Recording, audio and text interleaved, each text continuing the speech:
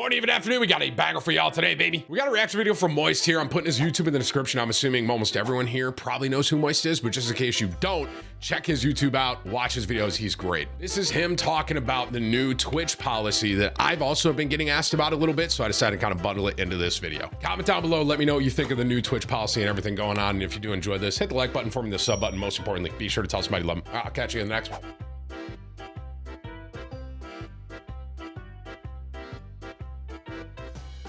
I'm really curious to see what Moist has to say about this. Update change that was so surprising that I felt I needed to do something shocking just to get into the same spirit. So I threw my hair into a messy man bun. Surprise! Twitch announced that it's going to be loosening its policy. I remember those days when I used to be able to put my hair into a bun. Some of you might think I'm kidding. I'm actually going to pull up the... Let me get the receipts really quick. TimTheTatman, long hair. It's nice to be able to Google myself and just pull up this image because I know it's right there. So this used to be me, ladies and gentlemen. before I started streaming. I did, in fact, used to have hair, so I do know what it felt like to put it into a bun, and I envy you, Moist, for being able to do so still. Content, trying to give clarity on what is and isn't allowed when it comes to sexual content on Twitch. So before Moist really gets into this, I just want to say, someone asked me about what I thought about this the other day, and I mean, honestly, I didn't even fully understand it, and even right now, I don't fully know what they allowed or not, basically, and I'm basically going to use Moist here to kind of educate me a little bit on it and just kind of talk about it throughout it. So, and they are announcing that you can now have deliberately highlighted breast, buttocks, or pelvic region as long as this stream has a content classification label, which is a label that just lets users know that there is sexual themes present, and as long as the content is artistic, nudity is permitted. As long as it's artistic. So, Whips, am I understanding this right? Where based on what Moist just said, is like, you can be naked on stream now? Like, flat, as long as it's like art? Did I just understand that right? Oh my God. What? In nature, it has Twitch's stamp of approval to exist. New York Times gives it 2 thumbs way up from the Twitch headquarters, as long as there is artistic context around the nudity that is presented. So Christmas really did come early for hog squeezers this year. It also applies to animated depictions of nudity, drawn, sculpted, modeled, any of that. And even goes beyond that. There's also a guideline update to what dances are allowed when it comes to like sexually suggestive. Okay, so this next part is funny. It's funny because, well, I twerk a lot, and I didn't even realize that wasn't allowed beforehand, dude. They stated that twerking, grinding, and pole dancing are now allowed without I never did the grinding and pole dancing, I will say that. When I read this, I just envisioned them doing like a press conference, like the president coming out, he just stands at the podium, twerking, it's okay. And then like some people start clapping. Now, while they may have explained that these dance moves I also thought of PJ, my buddy, because he humps his microphone sometimes. On whether or not my special dance moves will be permitted, or if they're still a little too hot for Twitch to handle and will lead to an instant ban. Yep. The hot dog hoedown. Charles White classic. Dude, voice is so funny, bro. What's that? A Habbo Hotel True Combo? And then the last major change they announced is that they're going to be revising how the homepage recommends content, so you won't be seeing mature recommendations on your homepage anymore. These are pretty much all of the major guideline changes that have been presented, but I want to get into the weeds of them because there's quite a lot to unpack. First and foremost, though, the reason why all of this has come out is in response to a controversy that's been going on for like the last week or so on Twitch. I'm sure most of you have seen the headlines. There's been a new Twitch meta that blew up on the platform where some women would appear to be topless on stream and do certain movements in order to make their titties jiggle. Though you couldn't see the nipple, it was implied below the camera frame. So you just saw the top of their bare necessities and everything else was assumed nudity. Yo, Whips, can we do this on YouTube, bro? Like if I put it level with my, I mean, I got some gazongas, bro. You know what I'm saying? This right here is the pioneer of the meta. Her name is Morgapie. She really blazed the trails here and carved a new path in the Twitch ecosystem for this branch of content. So again, basically, as you saw from the picture, it was appearing as though she was completely topless, and would interact with the chat, and then sometimes do like certain movements to really get the boobies moving. In the words of a wise man, them thangs be thangin'. And this led to a lot of discussion on, is this allowed So on Twitch? that's kind of what like Twitch's started the policy whole when it comes to policy content change. like this? Does this have the green light, or is it flying under the radar? What's going on? So this prompted Twitch to make these guideline changes to bring clarity to it. They did ban Morgpie as well as a couple other streamers who did this type of content, this meta. But then they came forward with more clarification on what they permit. And so is this kind of like the new hot tub meta, essentially? Like, and not only that, but it sounds like that like Twitch, like, I don't want to say okayed it, but just went over today. Before diving into my perspective, giving you my opinion from my small little noodle brain, I do want to mention two quick things. The first, our podcast is somehow the #5 biggest podcast in the world on Spotify. We're starting to catch up to Joe Rogan. Hey, that's bite lit, at bro. his heels here. The Red Thread is a podcast that I run with Windigoon and Jackson. It's all about cryptids, conspiracies, cold case. Wow, huge voice crack. Cold cases and cults. I just had to quickly mention this because this had me smiling all morning to see the Red Thread pop off like this. I'll put a link to the Spotify in the description as well as the YouTube channel that we post. I'm actually probably going to check that out. I didn't know Moist had a podcast. And then the other thing I want to quickly mention is that our Dungeons and Dragons campaign, our Dungeons and Dragons show Skill Check, we decided to stop streaming the episodes because it created so much confusion on where people can find skill checks, since I don't save VODs, like I don't save any of the VODs. Instead, we just post the videos to the Skill Check YouTube channel. So going forward, no more streaming it. We're just going to drop the videos on the Skill Check YouTube channel every Wednesday at 8 p.m. EST. So there's going to be a link to that channel in the description. I want to say too, this is a complete side note from the video. It's about what Moist is talking about though. Like Dungeons and Dragons, I feel like is something that I would really enjoy as someone that like loves World of Warcraft and stuff, you know? I've never played it. I think my buddy PJ started to get into it, Action Jackson's who I mentioned earlier. And there is this weird part of me that wants to like buy a deck. Because isn't that Dungeons and Dragons? Whips probably doesn't know. Don't you get, isn't it like cards or something like that? Hang on.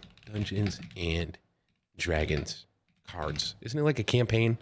And you get, there's like a deck or something? Yeah, right? I'm not crazy here, right? Anyway, it's something very interesting to me, and I know people throw these whole, I think it's called a campaign together, and there's someone that like leads it and stuff. I know a lot of people do it. I'm kind of interested in it, man. I really, I don't know. Something about it. Very, anyhow. Well. All right, that's all Sorry, for the updates. Moist, Let's get to back cut to you the off. Twitch My policy. bad. I will say one change that I think is a massive W, no matter how you spin it, is that they'll no longer be recommending mature content on Twitch's homepage. I made a whole video about this. If you go on Twitch when you're not logged in, a few of the top recommendations, no matter what, even on an incognito browser, a fucking brand new computer, anything, some of the top recommendations are always sexually suggestive content. The #1 being Taylor Javot. I made a whole video about that, where she's usually body painting or like doing squats for subs. Mainly her big thing was stalling to get to that, but it always recommends sexually suggestive content. So I mean, that's a good change, go to right? Twitch's homepage. So the fact that that's going to no longer be the case, I think is a good thing, because Twitch is a website that is used by a lot of underage people. It's not exclusively used by kids, but there is absolutely a lot of kids on there, make no mistake. It's a 13+ website. Like, you have to be 13 to sign up. So it is clearly a place that's accessible to kids.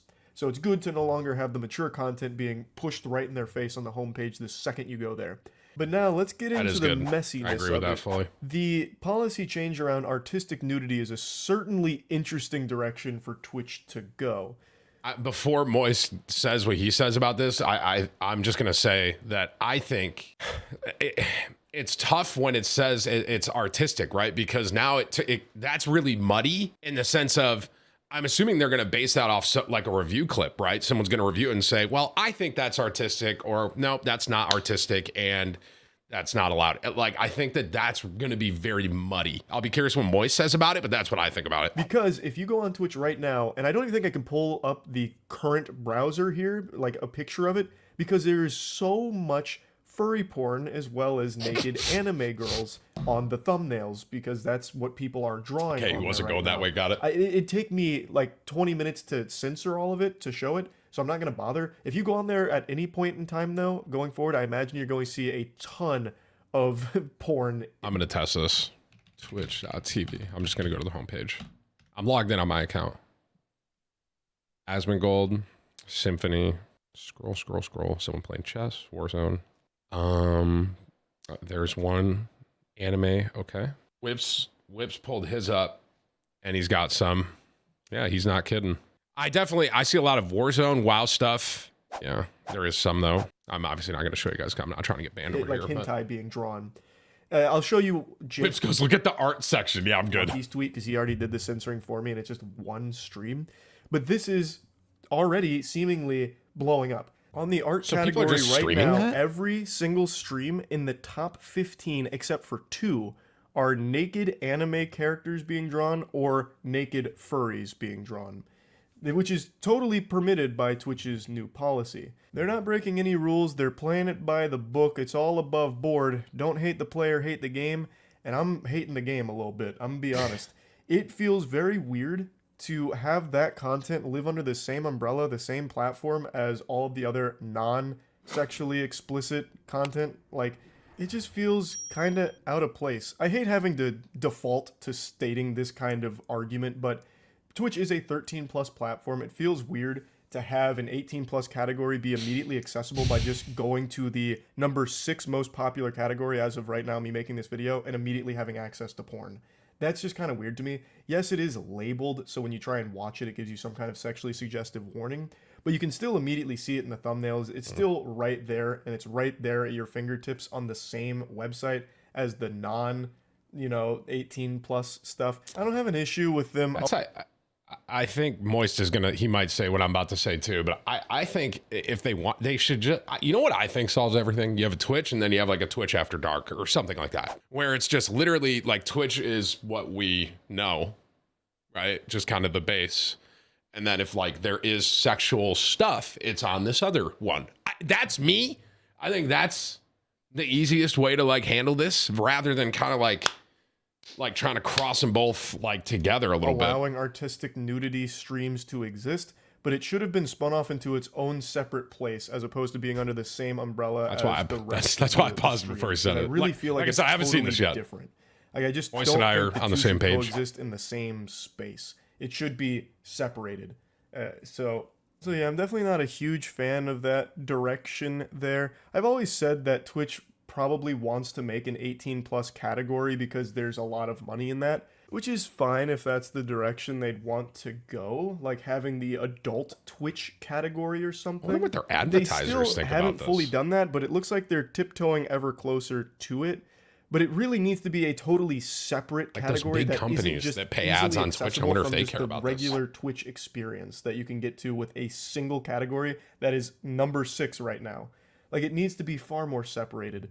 Now, that's the main one I wanted to talk about. I'm very curious to see how all of the other policy changes are going to, like, what they're going to lead to, I guess. Because to me, it seems like a lot of it's easily exploitable by some bad actors that are probably going to just try and drive Twitch audience to their porn. Like, it feels like a lot of this is just going to make it a little messier on the platform when it comes to that kind of practice, but it remains to be seen. Maybe giving this clarity is helpful in avoiding that somehow. I'm just not entirely sure. The only one I'm sure on is that I don't really like that now you can just immediately get hentai just from going to the fucking top categories. That to me is just weird to be on Twitch. But yeah, anyway, that's the whole Twitch policy hoopla in a nutshell. That's about it. So yeah. I love how he just ends the videos. He's great, bro. Yeah, I mean, I'm right there. I'm right there with him, bro. I think the big thing is if that's the avenue they want to go, just have a separate site. That's kind of what I think. And it's also just, I mean, it's so funny to think about where Twitch used to be, gosh, 12 years ago now. So where it is now, and what is on Twitch, and what meta is and all that, versus 12 years ago when I was just watching Soda Pop and run around his parents' house and stuff. You know what I mean? It's crazy, bro. It's nuts, man.